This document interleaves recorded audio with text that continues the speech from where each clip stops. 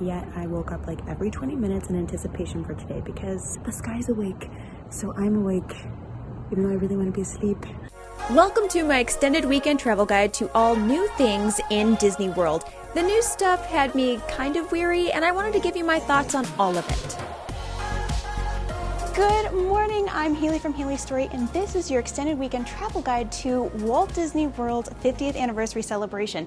This weekend, we're actually going to be checking out some of the new stuff that's going on, including the GENIE app that is in the My Disney Experience app, REMY'S Ratatouille Adventure, and the extended after hours for deluxe resort guests. So stay tuned.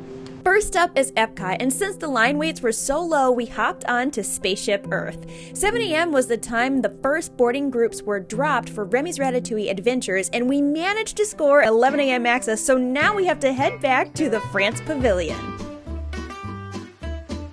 The amount of details that went into this expansion was completed in true Disney fashion. Remy's Ratatouille Adventure is a trackless ride. It does turn more often than anticipated, which left my poor, motion sickness-prone husband feeling a little off. But overall, this is how we felt about the ride. Liked it. It was so much fun. Next up, some crepes. So good.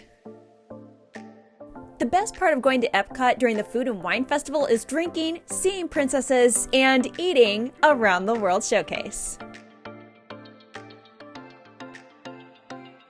We were so dedicated to this eating around the world concept, we decided to check out Space 220. We did have about a 30-minute wait just for the lounge before boarding the Stellarator that took us to space.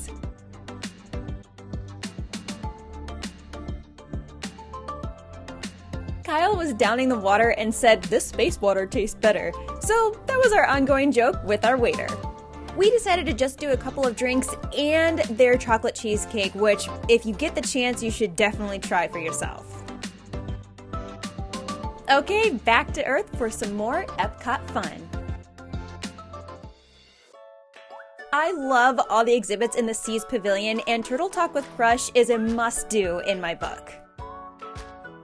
We had to check out the new and improved COCA-COLA tasting experience. We were directed to a station, and from there, the tasting began. I think Kyle likes to torture himself. Oof, Beverly is a pass for me. That was pretty good.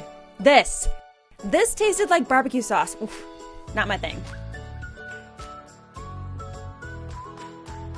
Whew, well, today was a very long day, and I'm going to be honest, we didn't use the Genie feature nearly as much as I thought we would, but we will be at the Magic Kingdom, so perhaps we'll use it a little bit more when we're there. Also, tomorrow we're going to be changing our resort, and I'll tell you a little bit more on why, but for now, we are going to get some shut-eye. I'll see you in the morning. Good morning! Today's a Magic Kingdom day, and we had to switch a resort in the middle of the stay, which I have never done, but it's for good reason. Disney announced that all deluxe resort guests will get the chance to enjoy the parks 2 hours after closing on select days and select parks. But the SWAN and Dolphin counts as being able to take advantage of that benefit. So we decided to come to the Marriott SWAN and Dolphin in order to take advantage of that benefit and just check out this resort. It's so pretty. It's right by EPCOT and Hollywood Studios. Plus, we are Marriott Bonvoy members, so we can earn some points too. So now you know why we decided to switch resorts in the middle of our stay. But we have to head to the Magic Kingdom because we have lunch reservations at, we gotta go.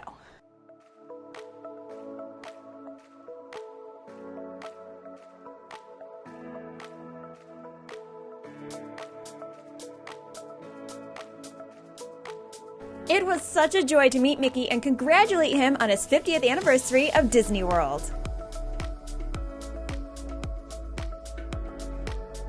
Since it's the 50th anniversary, couldn't pass up on the opportunity to enjoy a classic. We learned about the Liberty Tree Tavern from Disney Food Blog, and it's now our favorite place to dine in the Magic Kingdom. It is prefixed with all-you-can-eat family-style dishes. I don't care how many times I come here, I am always laughing my behind off at the Monsters, Inc. laugh floor. On our Magic Kingdom day, it was just drizzly and cold like all day long, and we did as many indoor attractions as we could, but we finally decided to just hop on a water taxi to go to the Grand Floridian Resort to see the Gingerbread Mansion in person for the first time ever, and it was definitely the sight to see. Plus, I'm always up for grabbing some drinks at the gorgeous Enchanted Rose.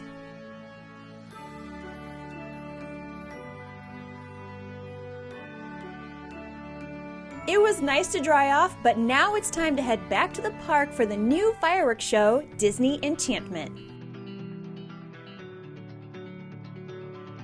And now we crank out as many rides as possible with the 2 hours we have from staying in a deluxe resort. Cue the ride counter. Oh, it's already going. The Peter Pan ride was a walk-on. I have never seen or experienced that ride with a short wait, let alone basically a walk-on.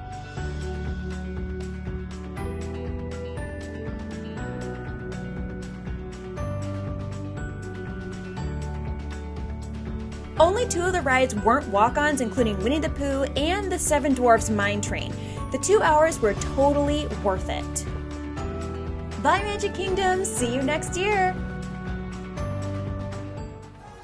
Final thoughts. We did not purchase Genie Plus, and I only really used the prediction tools, so my thoughts are limited on that service. Moving on to the extra evening hours for deluxe resort guests. 1000% worth it. We knocked out so many rides in that short amount of time, plus had amazing visuals of the parks with limited guests. Word of caution, if someone in your party gets motion sickness, like my husband, going back to back on rides may not be the best approach.